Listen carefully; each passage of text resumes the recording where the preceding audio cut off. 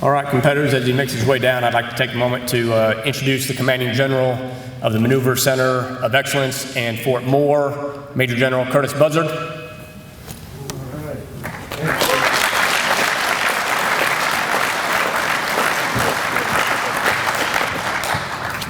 Well, hey, I just wanted to stop by and say hello to everybody and welcome you all on behalf of the Chief of Staff of the Army, General George, and Sergeant Major of the Army, Weimer, as well as the Army Marksmanship Unit. Just incredible partners here on post to welcome you all to the All Army Small Arms Championship. I understand we've got over 200 competitors here so far. Everything from active, I think both soft, conventional, guard, Air National Guard, reserves. We've got some cadets out here, right? Raise your hand. Where are the cadets at? All right, it's from what? Michigan State and North Georgia, is that right? University of North Georgia? Okay, is there anybody else out there? Okay, just Duke? Man, tough loss last night. I love Coach K.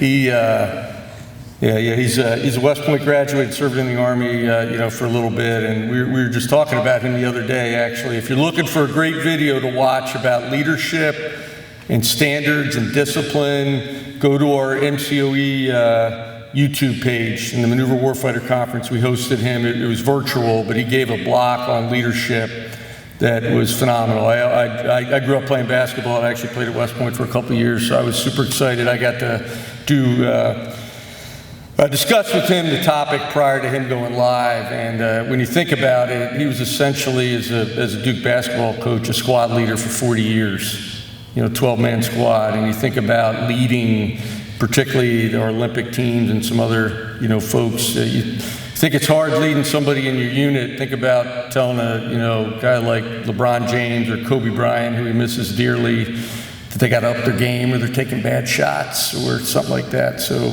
again, glad to have Duke here also. And again, great having you all. Marksmanship, weapons proficiency, all that stuff, as you all know, huge part of what we are in the Army. And then you're here on Fort Moore, and many of you, know, or obviously know, it's been renamed. And that's probably the neatest thing I've did in my 31+ year career, was getting to be part of the renaming of this post after somebody whose standards are up here, Hal and Julie Moore. I remember there used to be a building right here. We called it Building 4, right on top of this building. And there was a bookstore out to the left, and I bought the book We Were Soldiers when I was a lieutenant. And I came back here for the Captain Career Course, and you know who was always sitting outside out there? Command Sergeant Major Basil Plumley and Lieutenant General Hal Moore.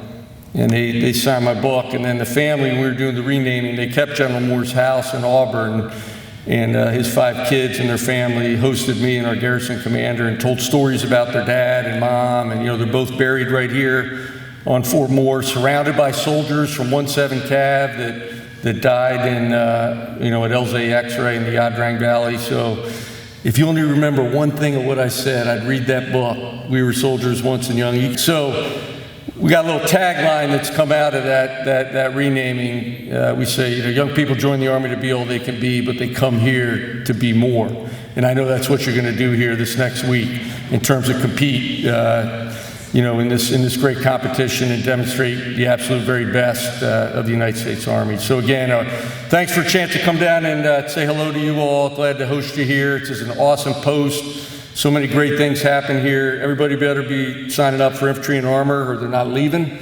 after the week. And we'll get them locked into a couple other schools like Airborne Ranger and all the other stuff. 68 courses we got that we provide the Army here. So again, welcome everybody, and good luck this week. And please carry on. All right, I don't do very well standing static, so hopefully I can project loud enough for everybody to hear. I'm Lieutenant Colonel Casey Mills, Commander of the Army Marksmanship Unit. I would like to take this opportunity to welcome you all here to compete. A couple of things I'd like to ask you to do while you're here this week is about the only time that we are not available to you or available to answer questions is while you are actually, in your line of fire. But outside of that, our instructors, our range personnel, they're here to make you better, to help you have a world-class competition, a world-class environment, and to walk away here improving your marksmanship skills. Little thing about the Army Marksmanship Unit, we've kind of got 3 core tenets here. We compete and win on the national and international stage, and we're sharing some of that with you this week. We do training. We've got an abundance of mobile training team capabilities. So if you are a leader in this formation, and everybody here can reach out to the Army Marksmanship Unit and request training. So what we do is we take all of the lessons that we learn through a competition, how we improve, how we get faster, more accurate, under duress, when we compete in a variety of disciplines, and we can share all of those and distill them down to tactical applications that will help you as a frontline warfighter be more lethal on the battlefield and ultimately be more survivable. All right? You know, the adage that I tell, and I'm a personal representative of it, and so are many of my friends and maybe some folks in the audience here, you know, I stand on this stage today because my first shot was better than somebody else's. And that first shot saved my life and maybe saved one of my mates' life. And there's probably some folks in this audience that have that same experience.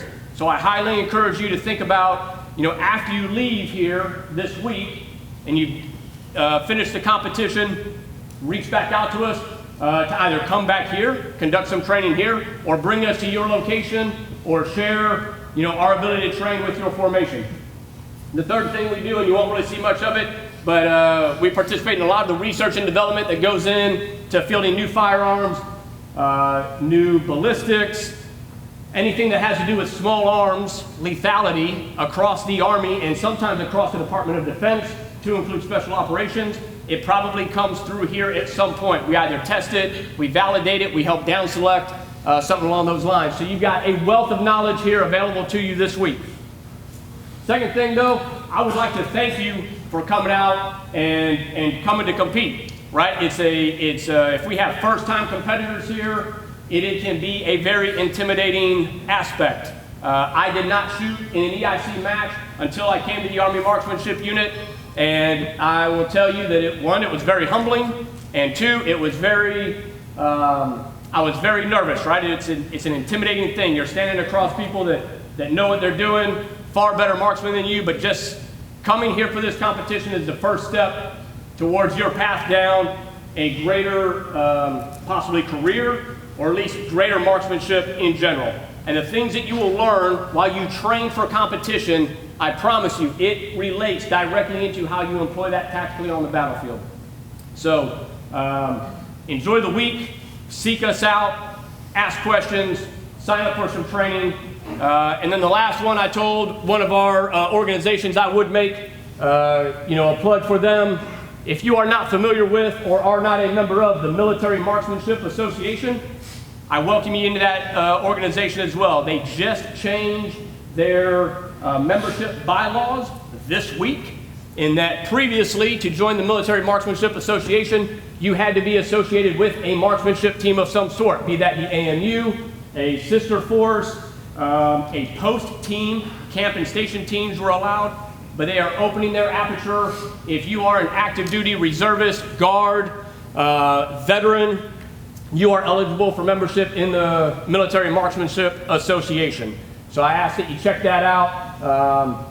Trying to grow that footprint, trying to increase their capabilities, right, so that they can offer more things into the marksmanship community than they currently do. It's a small organization, and I am hoping that they can expand that so it can be a better provider of marksmanship resources throughout the military community and not just local here to AMU. That's all I've got. I will see some of you on the line. I will be out there competing. I won't be in every competition. If I'm not shooting actively, I will be on the line, asking you all questions, checking it out, encouraging you, and feel free to seek me out throughout the week as well for questions, training, just to BS, whatever it is. I'm happy to talk anything and all things marksmanship and AMU. Thank you for being here. Next class, pistol.